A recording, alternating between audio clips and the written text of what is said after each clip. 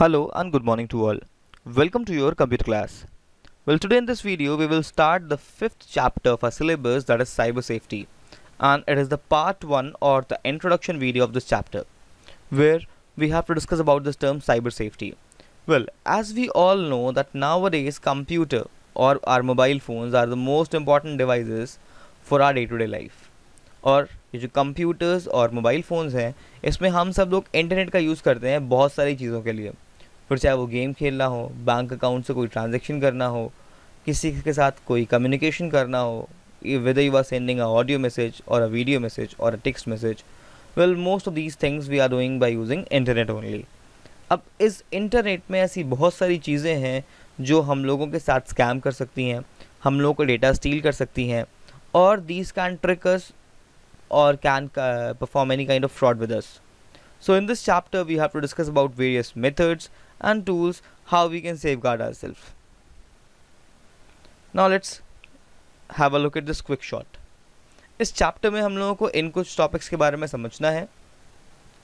First we will do a quick introduction, then we will learn about this term cyber safety, then we have to discuss about the identity protection. Fine. यहाँ पे हम लोग discuss करेंगे दो चीज़ों को. पहला होगा many ways websites can track us, and then next private browsing and anonymous browsing. Then next we have proper uses of password, कि भाई हम लोग किस तरह से अपना पासवर्ड क्रिएट करें या फिर किस किस तरीके से हम लोग के पासवर्ड्स को हैक करा जा सकता है.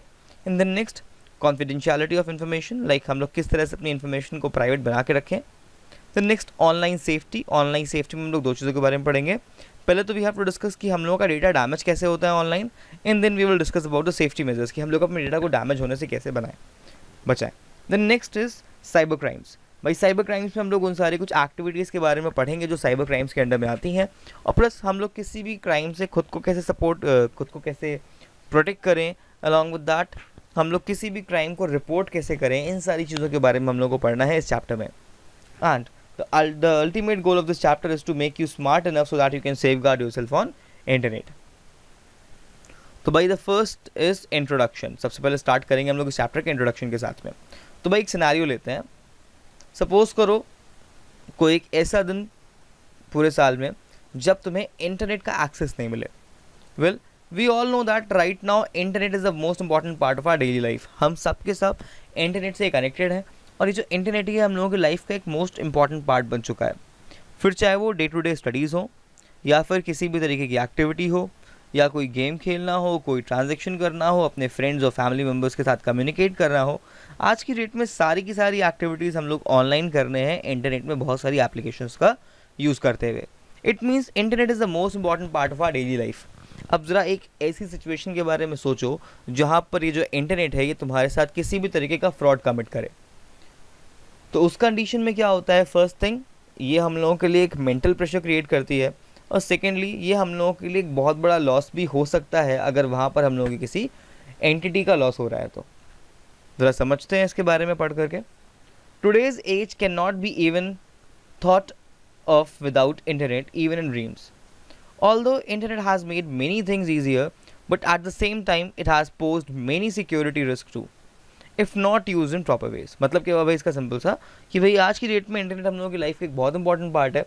इंटरनेट सिर्फ और सिर्फ हम लोगों के लिए काम आसान नहीं बनाता है, बल्कि साथ ही साथ इंटरनेट में ऐसी बहुत सारी चीज़ें भी हैं जो हम लोगों की सिक्योरिटी के रिगार्डिंग काफ़ी ज़्यादा हार्मफुल है. Thus it is important to know about the possible threats. इसलिए ये जानना ज़रूरी है कि आखिर ऐसी कौन कौन सी चीज़ें हैं, ऐसे कौन कौन से थ्रेट्स, चैलेंजेस और रिस्क हैं जो हम लोगों के इंटरनेट में हम लोगों की प्राइवेसी पॉलिसी को वॉयलेट करते हैं या फिर हमारी इन्फॉर्मेशन को प्राइवेट नहीं बनने देते हैं. This chapter deals with the same. हम लोग इस चैप्टर में इसी के बारे में डिस्कस करने वाले हैं. हम लोग बात करेंगे बहुत सारे रिस्क की, थ्रेट्स की और सेफ्टी मेजर्स की, जिसके थ्रू हम लोग इन सारे साइबर क्राइम्स से या अनएथिकल एक्टिविटीज़ से खुद को बचा सकें. अब सबसे पहले यहाँ पे हम लोग एक टर्म को डिस्कस करेंगे, दैट इज़ एथिक्स. जब भी हम लोग बात करते हैं साइबर सिक्योरिटी की तो यहाँ पे हम लोग एक बार बार टर्म यूज़ करते हैं, दैट इज़ साइबर एथिक्स. अब ये जो टर्म एथिक्स है, इस एथिक्स का मतलब होता है रूल्स या फिर मॉरल प्रिंसिपल्स.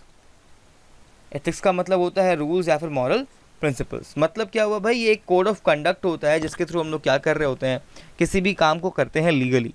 तो भाई जो हम लोगों का इंटरनेट है या जो भी हम लोगों का कंप्यूटर है, ये भी क्या करता है, it works on some rules और regulations. It means now whenever you will do any kind of online activity, you must have to follow all such rules. अब वो सारी चीज़ें क्या होती हैं, इसके बारे में हम लोग इस चैप्टर में आगे चलकर डिस्कस करने वाले हैं. Now our first topic is what is cyber safety. अब सबसे पहले हम लोग डिस्कस करेंगे कि आखिरकार साइबर सेफ्टी होता क्या है. First of all we all must have to know कि cyber means something which is related to computer, specially dealing with internet. कुछ भी ऐसी चीज़ जो इंटरनेट एंड नेटवर्किंग से डील करती है, वहाँ पर हम लोग इस टर्म साइबर का यूज़ करते हैं. और यहाँ पे साइबर सेफ्टी का मतलब है saving ourself in the net. Cyber safety refers to the safe and responsible use of internet so as to ensure safety and security of personal information and not posing threat to anyone else information. मतलब क्या हुआ भाई, cyber safety सिर्फ और सिर्फ हम लोगों की पर्सनल इन्फॉर्मेशन की सिक्योरिटी से डील नहीं करती है, साथ ही साथ वो सारे अदर यूजर्स जो हम लोगों से कनेक्टेड हैं उन लोगों की सिक्योरिटी से भी डील करती है. मतलब इंटरनेट में सिर्फ और सिर्फ हम लोग को अपनी इन्फॉर्मेशन नहीं सिक्योर करनी है, बल्कि साथ ही साथ वो बहुत सारे लोग जो हम लोगों से कनेक्टेड हैं, हम लोगों को उनकी इन्फॉर्मेशन को भी सिक्योर करना है. Well, let's take a very simple example. Suppose you have clicked a picture of yourself with your friend. Fine. Now suppose you are uploading that image on any online platform. अब suppose करो उस image को कोई download कर रहा है और उसका मिसयूज़ कर रहा है, तो वहाँ पर क्या हो रहा है, वहाँ पे दो लोगों की आइडेंटिटीज रिवील हो रही हैं, उनका मिसयूज़ हो रहा है. First is you and second is your friend.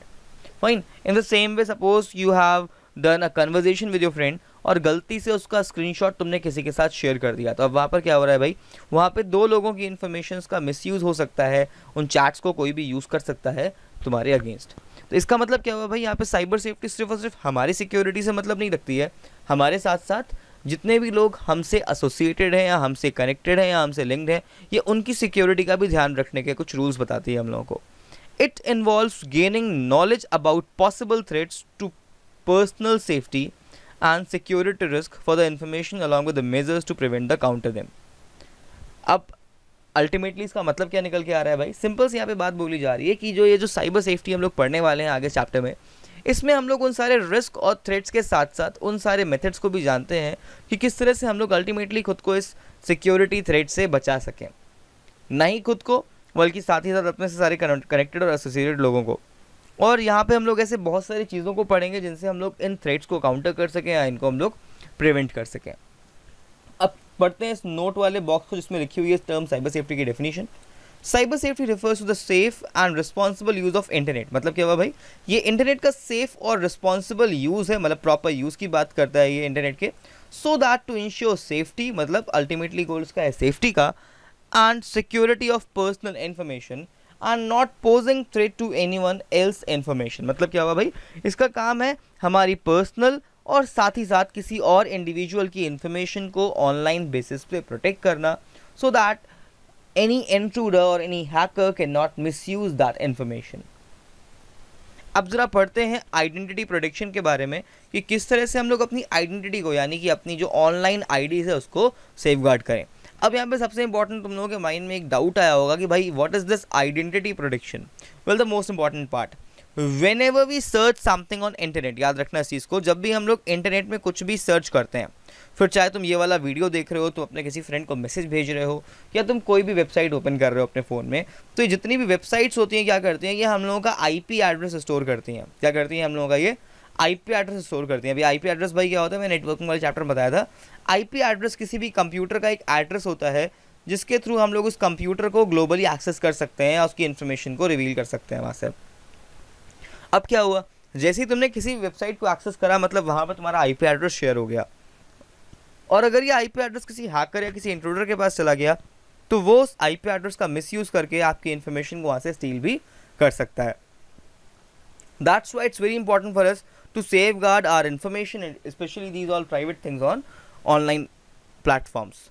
Now let's talk about our ID and password. Suppose करो भाई तुमने गलती से अपना एक ID पासवर्ड किसी फेक पेज पे अपलोड कर दिया या किसी भी फ्रेंड के साथ शेयर कर दिया, तो यहाँ पे भी एक बहुत बड़ा इशू है कि भाई हम लोगों की पर्सनल आइडेंटिटी का यहाँ पे मिसयूज़ हो सकता है. या फिर सपोज करो भाई तुम कोई ट्रांजैक्शन कर रहे थे और तुमने गलती से किसी फेक साइट पे जा करके अपने बैंक अकाउंट की डिटेल्स या अपने क्रेडिट या डेबिट कार्ड की डिटेल डाल दी, तो इस केस में भी यहाँ पर क्या हो रहा है, हम लोगों की पर्सनल आइडेंटिटी जो है वो क्या हो रही है, किसी अटैकर के पास रिवील हो रही है जो कि उसका मिसयूज़ कर सकता है और बाद में हम लोगों की इन्फॉर्मेशन यहाँ पर हैक हो सकती है. Now let's read this part. We surf the internet for a variety of reasons. हम लोग बहुत सारी अलग अलग चीज़ों के लिए नेट का यूज़ करते हैं। कभी कभी वो सोशल नेटवर्किंग या मीडिया का रीज़न होता है।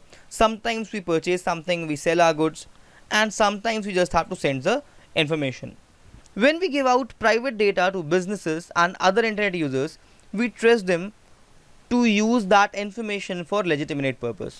मतलब क्या हुआ भाई, जब भी हम लोग ऐसी कोई भी इन्फॉर्मेशन किसी के साथ शेयर करते हैं तो हम लोग सोचते हैं कि जो नेक्स्ट पर्सन होगा, जो उस इन्फॉर्मेशन को रिसीव करने वाला होगा, वो उसको एक किसी लॉजिकल यूज़ या किसी लेजिटिमेट यूज़ के लिए वहाँ पे यूज़ करेगा. This isn't always the case though, and financial and personal data can be used for harmful reasons like hacking, stalking and identity fraud.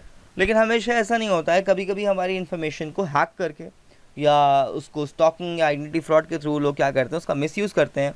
हमारे अकाउंट से पैसे ट्रांजैक्शन कर सकते हैं, हमारे अकाउंट्स का मिसयूज़ कर सकते हैं, या फिर हम लोग की पर्सनल ऑनलाइन आइडेंटिटी का वहाँ पर मिसयूज़ करके कोई भी क्राइम कमिट कर सकते हैं. Identity fraud is when personal details that have been accessed or stolen are used to commit fraudulent acts, posing as someone else and stolen identity.